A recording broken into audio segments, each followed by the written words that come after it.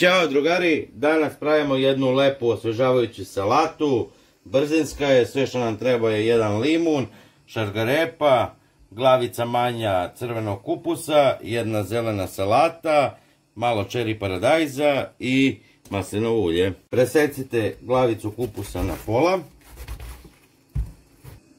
Uzmite neku veću činiju i ljuštilicom, neću da ga sečem, nego ljuštilicom ovako seckajte u činiju. Evo ovako. I onda uzmite šargarepu, znači pola glavice ću koristiti kupusa, pola zelene i šargarepu onako malo više. I isto šargarepu ovako seckajte.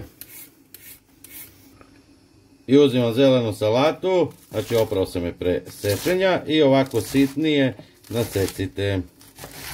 Kad smo sve lepo stavili, uzmemo rukom i promešamo.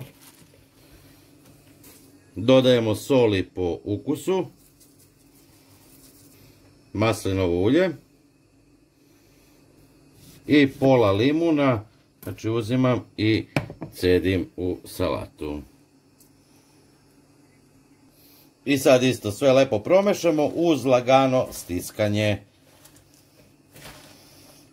Salata je gotova, uzmite neki veći tanjir, stavite 2 lista zelene salate, jedan sa jedne strane, drugi sa druge. Stavite na sredinu salatu.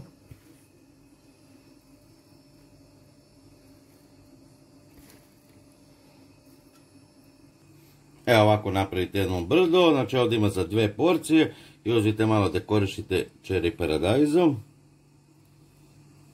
Drugu polovinu limuna isecite na pola i isto stavite ovdje. I evo drugari, naša salata, ne znam kako da je zovem, ali je stvarno ukusna. Probajte, javite i vidimo se u sljedećem videu. Pozdrav!